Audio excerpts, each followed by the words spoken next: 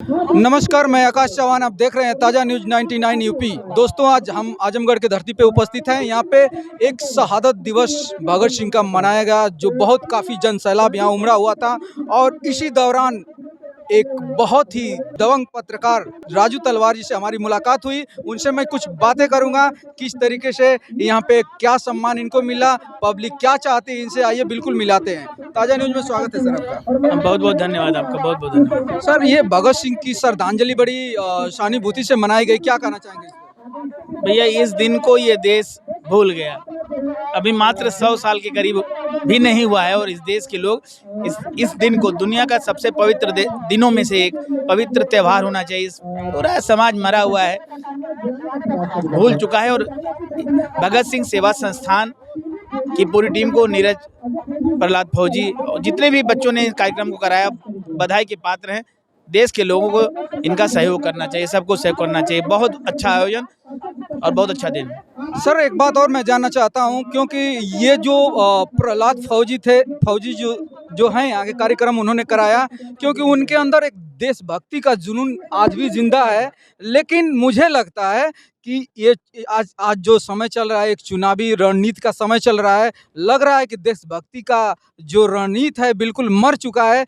उन नेताओं के लिए क्या कहना चाहेंगे जो बिल्कुल सिर्फ कुर्सी के लालच में समाज को अंदर ढकेलते जा रहे हैं? क्या कहना चाहेंगे? एक बात बताइए जी, कि चुनाव होता किसके लिए है? आप बताइए। चुनाव तो जनता के लिए ही होता है कि जनता को हम सुरक्षा करें, देश को बेहतर तरीका से रखा जाए। तो जनता को क्या कभी लगता है कि ये चुनाव मेरे लिए होता है? बताइए, अगर 70 साल में आपको ये बात समझ में नहीं आ रही है तो आप वोट देने लायक कहाँ हैं? इस देश का शिक्षक, मेरे पिताजी शिक्षक रहे हैं, अध्यापक रहे हैं। जी, इस देश का अध्यापक ही वोट देने लायक नहीं है, वोट देने लायक नहीं है। अध्यापक ही, लोकतंत्र क्या है अध्यापक जानता ही नहीं है। और इस देश के लोग वोट देने लायक नहीं है। चुनाव नहीं चुतियापा है। ये बताइए, हमारे वोट से क्या बदलता है? बताइए जरा कुछ।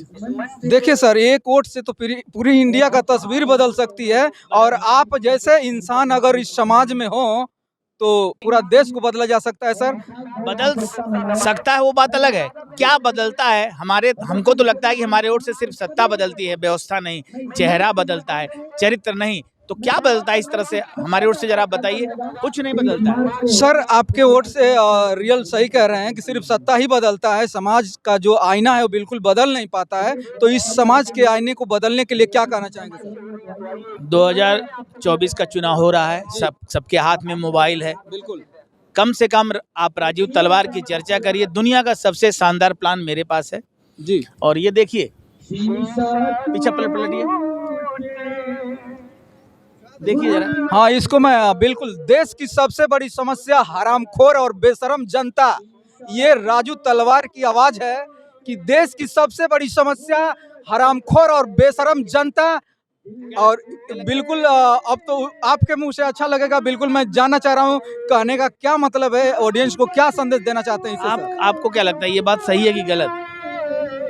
आप बताइए, आपको क्या लगता है कि सही कि गलत? नहीं, कड़वी बातें हैं लेकिन सत्य है। सत्य कड़वा नहीं होता यार, सत्य बहुत मीठा होता है।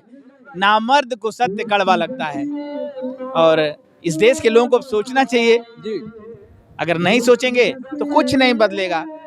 ये नेता नहीं, कैंसर को चुनते हैं। जी, ये नेता नहीं, व्यापारी हैं। 5 साल में पैसा खर्च करके चुनाव जीत जाते हैं और फिर 5 साल नजर नहीं आते हैं। कोरोना काल में सब कुछ साबित हो चुका है कि ये सिस्टम फेल हो चुका है। जी। अब इस देश के लोग नहीं जिंदा होना चाहते हैं तो मत हो, मेरा कुछ नहीं जाने वाला। मैं बस प्रयास कर सकता हूं और करता हूं और करता रहूंगा। सर, एक बात और मैं जानना चाहता हूँ, आजमगढ़ में आपने बहुत सारा प्रयास किए, समाज को एक अच्छा आईना दिखाने का हमेशा प्रयास आपने किया। लेकिन वहाँ के जो भी अधिकारीगण हैं, बहुत सारे जो बड़े लेवल पे लोग हैं, हमेशा आपको दबाने का प्रयास किया। इस विचार में क्या कहना चाहेंगे सर? ऐसा नहीं है, वो दबाते नहीं, एक ह्यूमन नेचर होता है। जी, वो पढ़े लिखे जाहिल हैं और उनसे गलतियां नहीं होती तो मैं, दुनिया हमको नहीं जानती। जेल हमको जितना ही लोग भेजते हैं, मैं ताकतवर होकर निकलता हूं। और वो गलतियां नहीं करेंगे तो राजू तलवार आगे नहीं बढ़ पाएगा। राजू तलवार जी कितने बार जेल जा चुके हैं सर? कुल 6 बार मैं जेल जा चुका हूं और करीब अनगिनत बार रात रात भर थानों में बैठाया जाता था, 24 घंटा, 25 घंटा, 4 घंटा, 10 घंटा, अनगिनत बार। किस मुद्दे पे ऐसा मतलब बार बार आपको जेल जाने का सामना करना पड़ा सर? ये तो अधिकारी बता सकते हैं, मेरे कभी समझ में नहीं आया कि मेरी गलती क्या होती है, मैं जेल मुझे क्यों भेजा जाता है। अधिकारी कभी बता नहीं पाते हैं और लोगों को पूछना चाहिए, इस देश को पूछना चाहिए। सर लास्ट सवाल मेरा ये रहेगा, कुछ अपने आवाजों में अपने डायलॉग के माध्यम से हमारे ऑडियंस को कुछ बताएं सर। मंजिल मिले ना मिले ये तो मुकद्दर की बात है, हम प्रयास भी ना करें ये तो गलत बात है। और जितना प्रयास मैं करता हूं, अगर इतना सा प्रयास इस देश के लोग फेसबुक ट्विटर पर करने लगेंगे तो वो होगा जो दुनिया में कभी नहीं हुआ है। आप लोग फेसबुक ट्विटर इंस्टाग्राम व्हाट्सएप पर खुल के मेरा समर्थन या विरोध करिए, लिखिए, बोलिए, क्योंकि गद्दार मीडिया, नमक हराम मीडिया, बेशर्म मीडिया राजीव तलवार की चर्चा कभी नहीं करेगी। जो शेर पत्रकार होगा वो जरूर कुछ ना कुछ बोलेगा।